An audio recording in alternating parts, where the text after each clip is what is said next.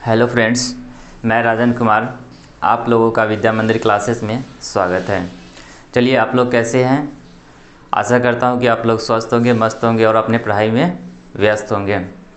चलिए, आज आप लोग क्लास 10th का वीवीआई ऑब्जेक्टिव क्वेश्चन लेकर के हम आए हैं। ठीक, वो हिस्ट्री का आए हैं, फर्स्ट चैप्टर फर्स्ट का। चैप्टर फर्स्ट क्या है? यूरोप में राष्ट्रवाद।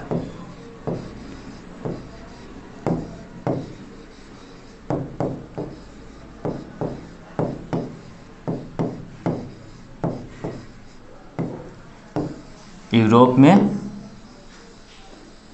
राष्ट्रवाद।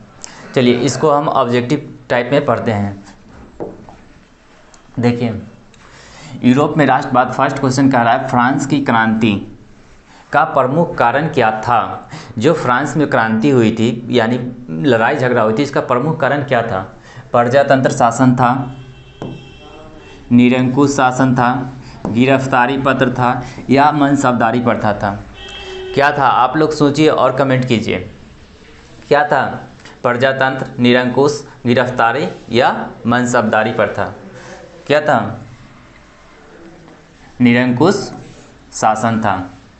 फ्रांस की क्रांति का प्रमुख कारण निरंकुश शासन। चलिए, फ्रांस की क्रांति, अब ये पूछ देगा कहीं कि फ्रांस की क्रांति कब हुई थी? क्या बताइएगा? 1789। फ्रांस की क्रांति कब हुई थी? 1789 ईस्वी में हुई थी। इसका प्रमुख कारण क्या था? प्रमुख कारण का यहाँ पे एक घटना हुई थी। इस घटना का प्रमुख, इसमें हजारों हजार की संख्या में क्या हुआ था? लोगों को मार दिया गया था। हजारों की संख्या में लोगों को यहाँ पे मार दिया गया था। यही घटना को फ्रांस की क्रांति हुई थी। और निरंकुश शासन हुआ था। निरंकुश शासन कहने का अर्थ होता है, यहाँ पे निरंकुश शासन कहे तो यहाँ पे राजा और महाराजा का पहले शासन चलता था। राजा महाराजा। निरंकुश मतलब राजा और महाराजा का जहाँ पे शासन चलता था, उसी को क्या कहते हैं? निरंकुश शासन कहते हैं। और क्रांतियाँ हुई थी, वहाँ पे राजा और महाराजा जो भी लोग अपना शासन चलाते थे, उसी के थ्रू जब झगड़ा होता था, उसमें हजारों हजार की संख्या में मार दिया जाता था लोगों को। और यह क्रांति कब हुई थी? 1789 में हुई थी। चलिए, नेक्स्ट क्वेश्चन देखिए। तो नेपोलियन संहिता किस वर्ष लागू की गई थी? नेपोलियन संहिता किस वर्ष लागू की गई थी? फर्स्ट ऑप्शन है यहाँ पे 1783, सेकेंड 1791, थर्ड 1801, फोर्थ 1804। कब हुआ था? नेपोलियन संहिता कब हुई थी? 1783, 1791, 1801 और 1804। बताइए आप लोग।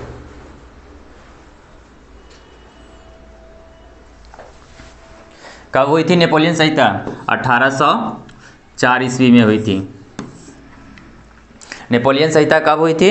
1804 ईस्वी में हुई थी। यह क्या होता है? एक कानूनी दस्तावेज है। नेपोलियन संहिता क्या है?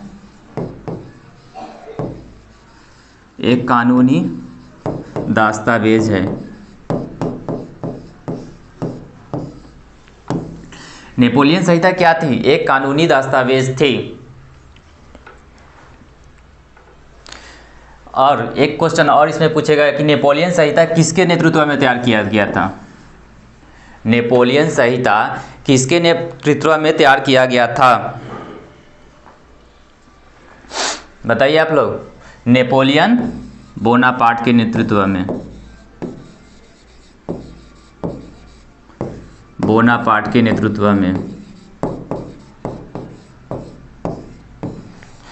नेपोलियन संहिता किसके नेतृत्व में तैयार किया गया था? नेपोलियन बोनापार्ट के। नेपोलियन संहिता क्या है? एक कानूनी दस्तावेज है। और यह क्या कब लागू हुआ था? 1804 ईस्वी में। चलिए, नेक्स्ट क्वेश्चन देखिए। फ्रांस में किस शासक वंश की स्थापना वियना कांग्रेस के द्वारा की गई थी? फ्रांस में किस शासक वंश की स्थापना वियना कांग्रेस के द्वारा की गई थी? हैम्बर्सबर्ग, ओलिया वंश, बुर्गो वंश, जॉर्ज शाही वंश?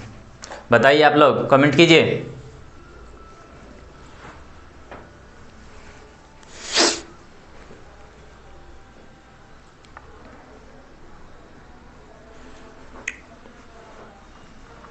क्या क्या होगा? बुर्बोवंश। वियना कांग्रेस के द्वारा की गई थी, बुर्बोवंश के द्वारा की गई थी। चलिए, वियना कांग्रेस कब हुआ था? पूछेगा वियना कांग्रेस कब हुआ था? 1804 ईस्वी में। पूछेगा वियना कांग्रेस कब हुआ था? 1804 ईस्वी में हुआ था। और पूछेगा वियना कांग्रेस के अध्यक्ष कौन थे? इसका अध्यक्ष कौन था? मेटरनिख।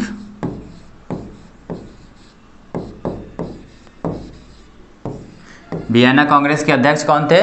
मेटरनिख। वियना कांग्रेस कब हुआ था? 1804 में। और किस शासक वंश की स्थापना वियना कांग्रेस के बाद पूछेगा तो बुर्बो वंश की स्थापना। चलिए नेक्स्ट क्वेश्चन देखिए तो, वियना सम्मेलन का अध्यक्ष कौन था? वियना सम्मेलन का अध्यक्ष कौन था? बताइए आप लोग, इसके पीछे अभी बताए हैं हम। कौन था? नेपोलियन बोनापार्ट, लुई 18वां, चार्ल्स दसम या मेटरनिख? बताइए, जस्ट बताएं अभी। कौन था? मेटरनिख। एक चीज़ और बताइए, वियना सम्मेलन कब हुआ था? बताइए, जल्दी से कमेंट कीजिए। 1804। चलिए आइए नेक्स्ट क्वेश्चन। मेटरनिख व्यवस्था का उद्देश्य क्या था? यह क्या उद्देश्य लेकर के आया था? मेटरनिख व्यवस्था जो है क्या उद्देश्य लेकर आया था? गणतंत्र की स्थापना करना, प्रजातंत्र की स्थापना करना, पुरातन व्यवस्था की पुनर्स्थापना करना या नेपोलियन की पुनर्स्थापना करना? कमेंट कीजिए आप लोग।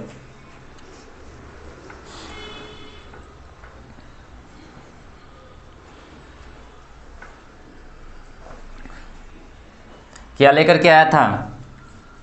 पुरातन व्यवस्था की पुनर्स्थापना करना। यह कब लाया गया था? पुरातन व्यवस्था कब आया था? 1789 में। पूछेगा पुरातन व्यवस्था कब लाया गया था? 1789 ईस्वी में लाया गया था। और मेटरनिख व्यवस्था का उद्देश्य पूछेगा तो पुरातन व्यवस्था की पुनर्स्थापना करना। आइए नेक्स्ट क्वेश्चन। मेटरनिख कौन था? मेटरनिख कौन था? ऑस्ट्रिया का चांसलर, फ्रांस का सम्राट, रूस का जार और पर्सा का चांसलर? बताइए मेटरनिख कौन था?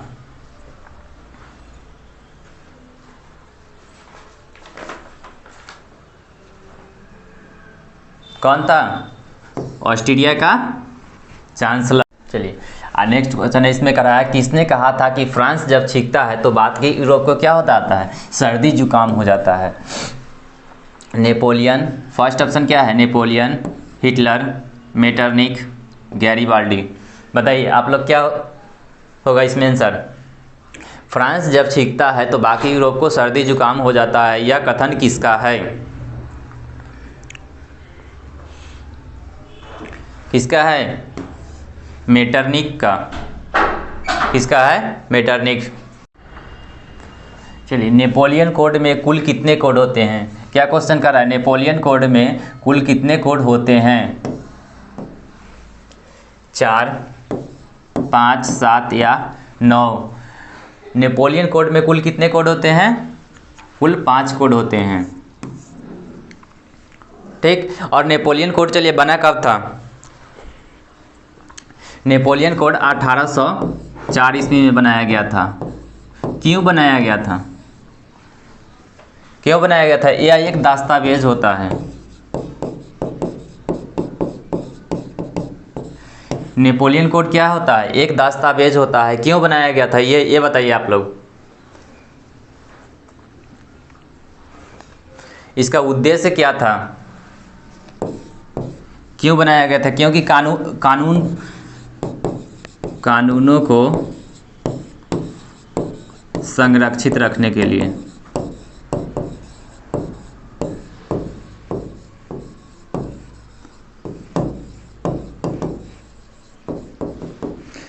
कानून को संरक्षित रखने के लिए कोड बनाया गया था। और इसका उद्देश्य क्या था?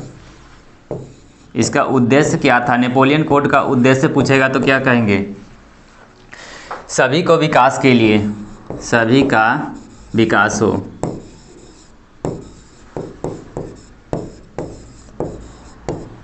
नेपोलियन कोड का उद्देश्य क्या होना चाहिए? सभी का विकास होना चाहिए। चलिए नेक्स्ट क्वेश्चन आइए। तो रोमानीवाद क्या है? रोमानीवाद क्या है? यह एक सांस्कृतिक आंदोलन है, राजनीतिक आंदोलन है, आर्थिक आंदोलन है या धार्मिक आंदोलन है? बताइएगा आप लोग, रोमानीवाद क्या है? क्या है? सांस्कृतिक, राजनीतिक, आर्थिक या धार्मिक आंदोलन है?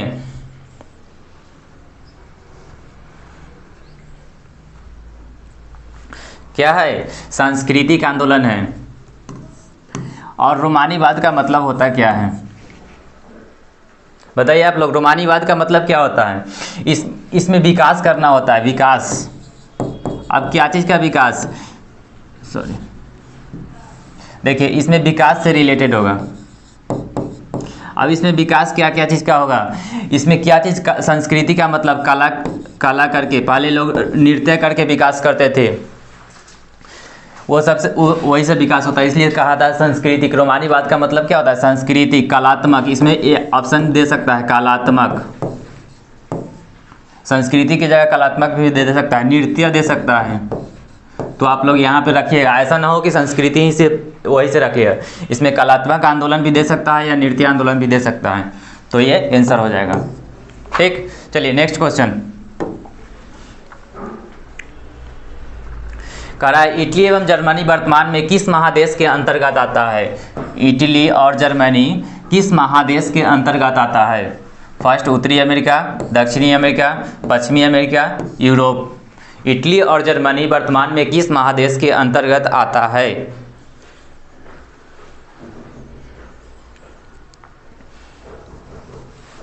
इटली की राजधानी कहाँ है? इटली की राजधानी कहाँ है? बर्लिन। और जर्मनी की राजधानी पूछेगा तो रोम। चलिए बताइए, इटली एवं जर्मनी वर्तमान में किस महादेश के अंतर्गत आता है? क्या आ जाएगा? यूरोप। क्या आ जाएगा? यूरोप। चलिए बताइए, महादेश की संख्या कितना है? विश्व में महादेश की संख्या कितना है? कितना महादेश है? 7। मरियन। मरियन किस देश का राष्ट्रवाद का प्रतीक है? मरियन किस देश का? फ्रांस, जर्मनी, इटली, रूस। क्या है? मरियन किस देश का राष्ट्रवाद का प्रतीक है?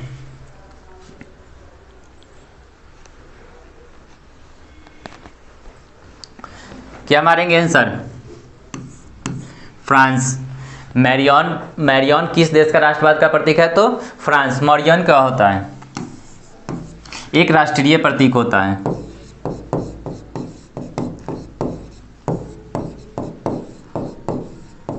प्रतीक होता है। क्या है? मरियन एक राष्ट्रीय प्रतीक होता है। इसमें क्या होता है? हम लोग क्या कहते हैं वहाँ का? लाल टोपी पहना जाता है। मैरियन में क्या होता है? लाल टोपी पहना जाता है और यह एक राष्ट्रीय प्रतीक होता है। आइए नेक्स्ट। मेजनी होगा, यहाँ पे मजनी लिखा गया है, सॉरी गलत हो गया है। मेजनी का संबंध किस संगठन से है? लाल सेना, कार्बोनरी, फिलिक, हेटारिका और डायट। मेजनी का संबंध किस संगठन से है? चलिए बताइए आप लोग, बताइए मेजनी का जन्म कब हुआ था? 1805 ईस्वी में हुआ था। यंग यूरोप की स्थापना किसने की? यंग यूरोप की स्थापना किसने की है? मेजनी ने की है। मेजनी का जन्म 1805 में हुआ था। यंग यूरोप की स्थापना मेजनी ने की है। मेजनी का संबंध किस संगठन से था? तो क्या मारेंगे? कार्बोनरी संगठन से था। मेजनी का संबंध किस संगठन से था? कार्बोनरी संगठन से था। आइए नेक्स्ट क्वेश्चन। इटली के एकीकरण का मसीहा किसे कहा जाता है? इटली के एकीकरण का मसीहा किसे कहा जाता है? Napoleon Bonaparte, Mazzini, Kabul, Garibaldi. बताइएगा आप लोग।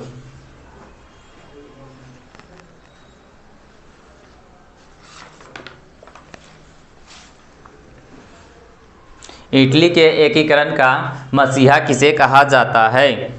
क्या हो जाएगा? मेजनी। 2 नंबर लॉक कर दीजिए। आइए नेक्स्ट क्वेश्चन। यंग यूरोप का संस्थापक कौन था? क्या कह रहा है? यंग यूरोप का संस्थापक कौन था? मेजनी, गैरिबाल्डी, विक्टर एमेनुएल और या मुसोलिनी। यंग यूरोप का संस्थापक कौन था? कौन था? मेजनी। मेजनी का जन्म कब हुआ था? 1805 ईस्वी में। यंग यूरोप की स्थापना किसने की थी? मेजनी ने की थी। आइए आगे बढ़ते हैं। एक्ट ऑफ यूनियन किस वर्ष पारित किया गया था? एक्ट ऑफ यूनियन 1688, 1707, 1788 या 1807। एक्ट ऑफ यूनियन किस वर्ष पारित किया गया था?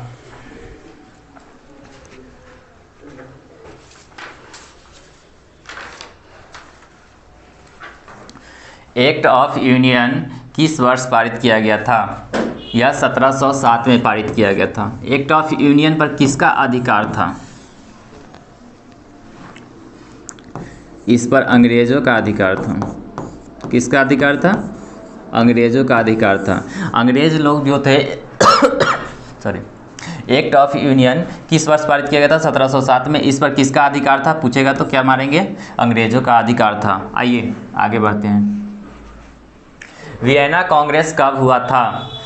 क्या कर रहा है? वियना कांग्रेस कब हुआ था? 1815, 1818, 1820, 1848। वियना कांग्रेस कब हुआ था? कब हुआ था? 1815 ईस्वी में हुआ था। वियना कांग्रेस कब हुआ था? 1815। आइए नेक्स्ट क्वेश्चन।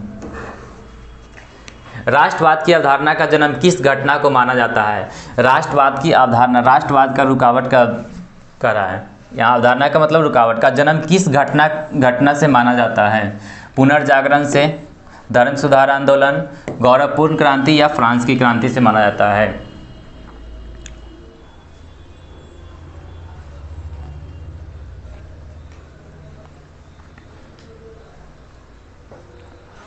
बताइए। पुनर्जागरण काल से माना जाता है। क्या होगा? पुनर्जागरण काल। आइए नेक्स्ट क्वेश्चन। 1830 की क्रांति के बाद फ्रांस में किस प्रकार का शासन स्थापित हुआ था? 1830 की क्रांति के बाद फ्रांस में किस प्रकार का शासन स्थापित हुआ?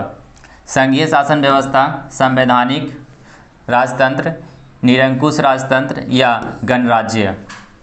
1830 की क्रांति के बाद 1830 की क्रांति के बाद फ्रांस में किस प्रकार का शासन स्थापित हुआ था? क्या हुआ था? संवैधानिक राजतंत्र। 1830 की क्रांति के बाद क्या हुआ था? संवैधानिक राजतंत्र स्थापित हुआ था। आइए नेक्स्ट क्वेश्चन। गैरिबाल्डी पेशे से क्या थे? गैरिबाल्डी पेशे से क्या थे? नाविक, जमींदार, किसान, सिपाही। क्या थे? गैरिबाल्डी पेशे से क्या थे?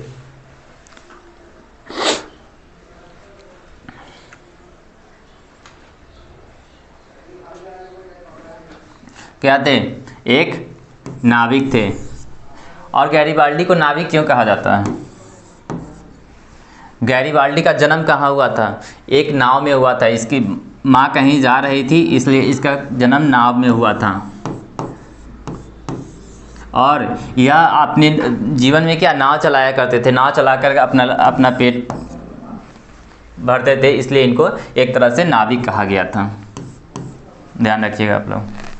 चलिए नेक्स्ट क्वेश्चन देखिए। कार्बोनरी की स्थापना किस वर्ष हुई थी? कार्बोनरी की स्थापना किस वर्ष हुई थी? 1810, 1845, 1830, 1848। कार्बोनरी क्या मारेंगे? 1810।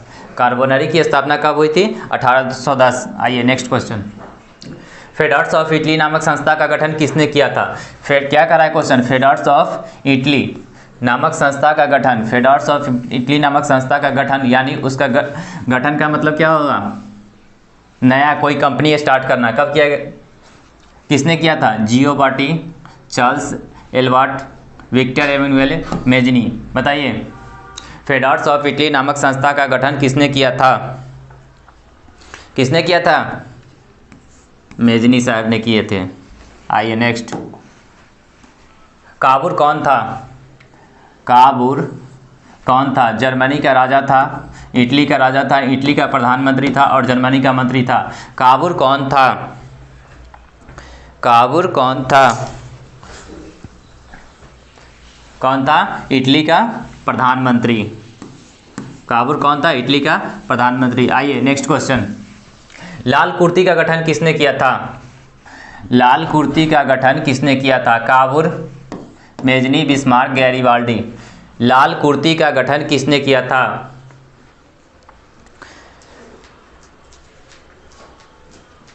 क्या हो जाएगा? गैरीबाल्डी। लाल कुर्ती का गठन किसने किया था? गैरीबाल्डी ने किया था।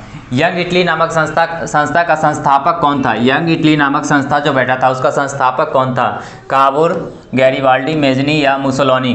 क्या था? काबूर, गैरीबाल्डी, मेजनी या मुसोलिनी?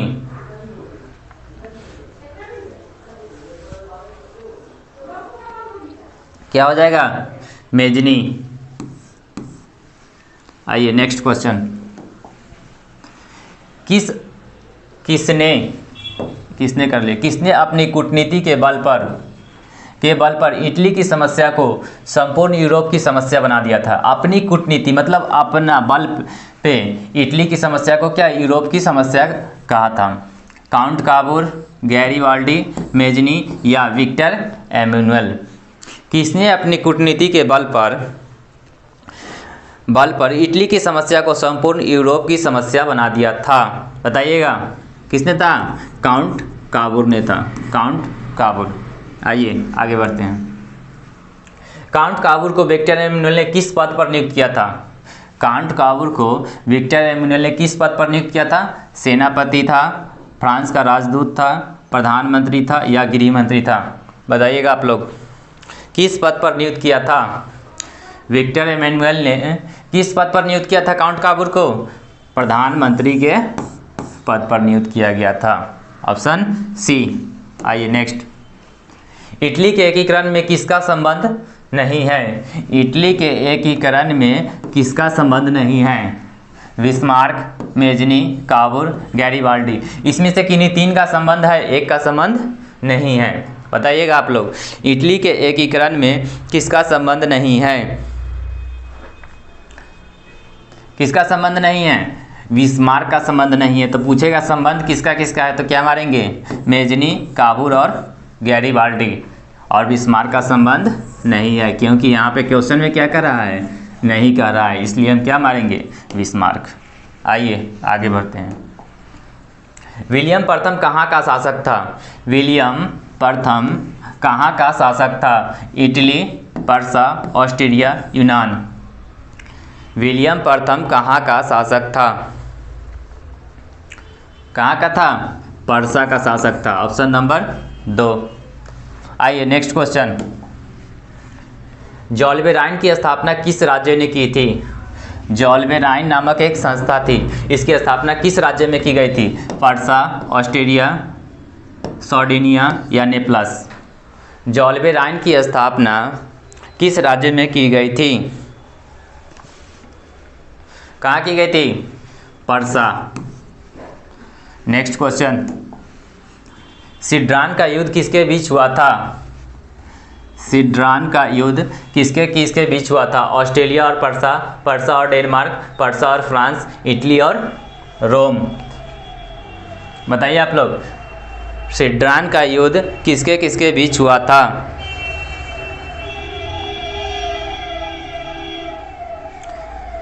पर्सा और फ्रांस के बीच हुआ था। पर्सा और फ्रांस के बीच हुआ था। कब हुआ था सिड्रान का युद्ध? 1870 ईस्वी में। सिड्रान का युद्ध कब हुआ था? 1870 में हुआ था। पर्सा और फ्रांस के बीच हुआ था। आइए आगे बढ़ते हैं, बिस्मार्क किस विद्वान की विचारधारा से प्रभावित था? बिस्मार्क जो था उसका किस विद्वान की विचारधारा, किसका विचारधारा से वो प्रभावित थे? उसकी रूसो को, हेगेल, ओस्टोट, जैकब। बिस्मार्क किसकी विचारधारा से प्रभावित थे? किसके थे? हीगल की विचारधारा से वह बहुत प्रभावित थे। आइए नेक्स्ट क्वेश्चन, आगे बढ़ते हैं। जर्मनी और इटली के एकीकरण के विरुद्ध निम्नलिखित में से कौन था? जर्मनी और इटलीकरण के एकीकरण मतलब उसका एकीकरण दोनों जो है क्या एकजुट में मिल रहा था। जर्मनी और इटली जो मिल रहा था उसके विरुद्ध मतलब उसके कौन खड़े थे, उसके विरोध में कौन खड़े थे? इंग्लैंड, रूस, ऑस्ट्रिया, पर्सा। कौन खड़ा था? कौन था? ऑस्ट्रिया। आइए नेक्स्ट क्वेश्चन, हीगल कौन था? हीगल का राय कौन था? जर्मनी का चांसलर था, राजनीतिज्ञ था, दार्शनिक था, या इनमें से कोई नहीं, तीनों में से कोई नहीं था। हीगल कौन था? क्या था? दार्शनिक था, वह दर्शन से रिलेटेड थे। आइए नेक्स्ट क्वेश्चन 34। सन 1870 में फ्रांस एवं पर्सा के बीच युद्ध कहाँ हुआ था? 1870 में फ्रांस एवं पर्सा पूछेगा, फ्रांस और पर्सा के बीच युद्ध कब हुआ था? 1870 में हुआ था। कहाँ हुआ था? सेड्रान, सेड्रोवा, साइराइन, फ्रैंकफर्ट। बताइएगा, फ्रांस एवं पर्सा के बीच युद्ध कब हुआ, कहाँ हुआ था? फ्रांस एवं पर्सा के बीच युद्ध कहाँ हुआ था? सेड्रान में हुआ था। फ्रांस और पर्सा के बीच सेड्रान में हुआ था। कब हुआ था पूछेगा तो 1870 मारेंगे। ठीक, आइए नेक्स्ट क्वेश्चन, किस संधि के द्वारा जर्मनी का एकीकरण पूरा हुआ था? किस संधि के द्वारा जर्मनी का एकीकरण पूरा हुआ था? क्या कर रहा है? जर्मनी का एकीकरण पूरा हुआ था। डेनमार्क की संधि, गैस्टीन की संधि, प्राग की संधि, फ्रैंकफर्ट की संधि। बताइएगा, डेनमार्क की संधि, गैस्टीन की संधि, प्राग की संधि,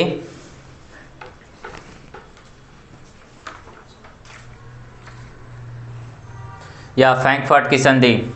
जर्मनी का एकीकरण हुआ था फ्रैंकफर्ट की संधि के द्वारा हुआ था। आइए नेक्स्ट क्वेश्चन 36।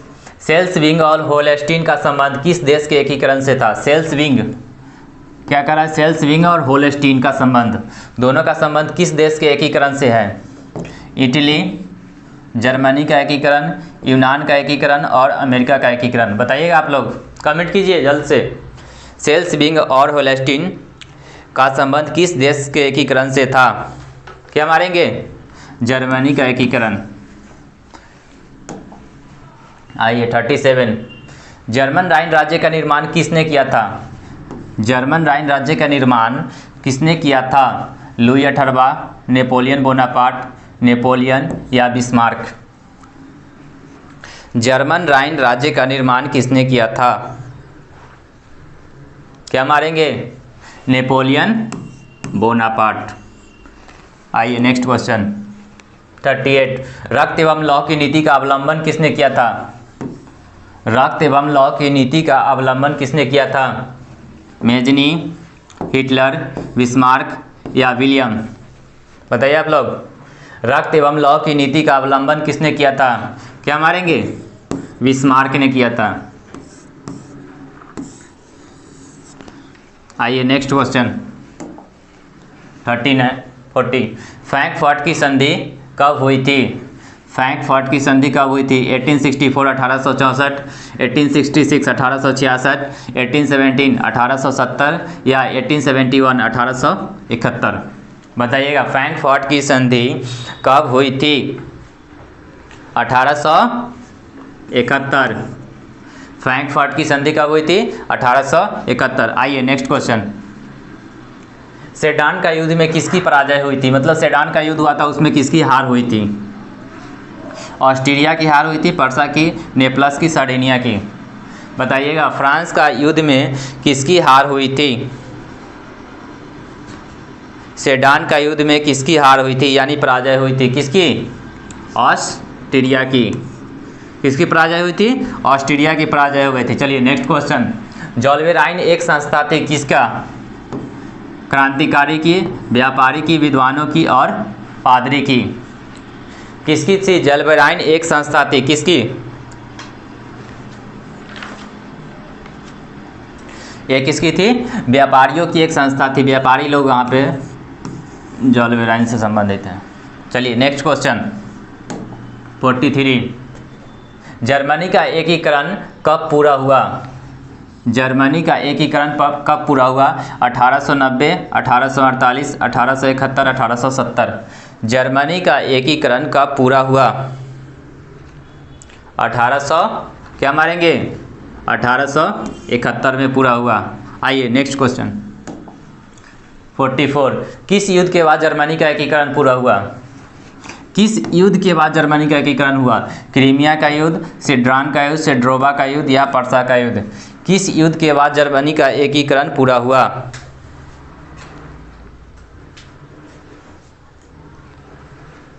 किस युद्ध के बाद? सिड्रान का युद्ध के बाद पूरा हुआ। कब हुआ? सिड्रान का युद्ध के बाद पूरा हुआ। जर्मनी का एकीकरण कब हुआ था? 1871 ईस्वी में हुआ था। पिछला क्वेश्चन बताए थे। चलिए आगे बढ़िए। नेपोलियन ने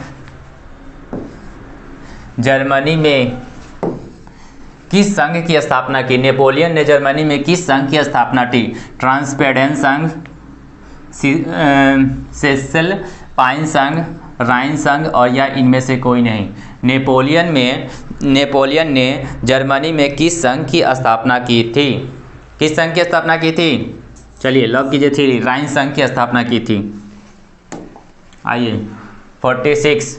जर्मनी के एकीकरण का प्रमुख वास्तुकार कौन था? जर्मनी के एकीकरण का वास्तुकार पूछेगा कौन था? मेजनी, गैरीबाल्डी, बिस्मार्क और लेनिन। जर्मनी के एकीकरण का वास्तुकार कौन था? कौन था? बिस्मार्क। चलिए आप लोग बताइए गैरीबाल्डी पेशे से क्या थे? कमेंट कीजिए, हम नहीं बताएंगे आंसर, बताएं अभी। चलिए सेडान का युद्ध कब हुआ? सेड्रान का युद्ध कब हुआ? 1871, 1870, 1848 या 1815? सेडान का युद्ध कब हुआ था? 1870। सेडान का युद्ध कब हुआ था? 1870। आइए नेक्स्ट क्वेश्चन 48। 1871 में कौन सी संधि हुई थी? 1871 में कौन सी संधि हुई है? इसे पीछे बताए हैं अभी। फ्रैंकफर्ट की संधि, पेरिस की संधि, वियना की संधि या इनमें से कोई नहीं? बताइए 1871 में कौन सी संधि हुई थी? क्या हुआ था? फ्रैंकफर्ट की संधि हुई थी। आइए नेक्स्ट 49। जर्मनी के एकीकरण के लिए कौन उत्तरदायी था? जर्मनी के एकीकरण के लिए कौन उत्तरदायी था? Count Cavour, Bismarck, Garibaldi, Mazzini. Germany के एकीकरण के लिए कौन प्रमुख था या उत्तरदायी था? बताइए आप लोग, कौन था? बिस्मार्क। क्या था? बिस्मार्क। आइए नेक्स्ट क्वेश्चन 50। यूरोप का मरीज किसे कहा जाता है? ये तो बहुत आसान सा सवाल है, आप लोग मैसेज कीजिए, नहीं बताएंगे आप। यूरोप का मरीज किसे कहा जाता है? बताइए। तुर्की, इटली, इंग्लैंड, फ्रांस। यूरोप का मरीज किसे कहा जाता है? किसको लॉक कीजिएगा? तुर्की को कर दीजिए। कौन था? तुर्की। आइए नेक्स्ट क्वेश्चन। हंगरी की भाषा क्या थी? हंगरी की भाषा क्या थी? इतावली, मैग्यार, पोलिश या फ्रेंच? हंगरी की भाषा क्या थी? मैग्यार। आइए नेक्स्ट क्वेश्चन। बिस्मार्क क्या था? बिस्मार्क क्या था? कवि था, नाटककार था, संगीतज्ञ था या कूटनीतिज्ञ था? बिस्मार्क पेशे से क्या थे? कवि, नाटककार, संगीतज्ञ या कूटनीतिज्ञ? क्या था? कूटनीतिज्ञ था। बिस्मार्क क्या था? एक पेशे से। और चलिए अच्छा लगे हो तो लाइक करिए और अपने दोस्तों को शेयर कीजिए। और ये बहुत महत्वपूर्ण है, ऐसा हम हर एक चैप्टर का ऐसा करवाने वाले हैं। बहुत जल्द से जल्द हम आप लोग के सामने ये प्रस्तुत कर देंगे। ठीक, इसका PDF पाने के लिए आप लोग डिस्क्रिप्शन में लिंक दिया गया, टेलीग्राम आप ज्वाइन कीजिए और उसमें आपको PDF मिल जाएगा। बिल्कुल फ्री मिलेगा, कोई पैसा नहीं है, हमारे यहाँ सब फ्री है, बिल्कुल फ्री में मिलेगा। और क्लास 10th का जो भी नोट्स हो, टोटल ऑल सब्जेक्ट पढ़ाया जाएगा यहाँ पे, सब बिल्कुल फ्री में मिलेगा आप लोग को। चलिए ये सॉरी यहाँ पे 39 नंबर क्वेश्चन था ये। ठीक, चलिए थैंक्स, आप लोग को देखने के लिए बहुत बहुत धन्यवाद, शुक्रिया।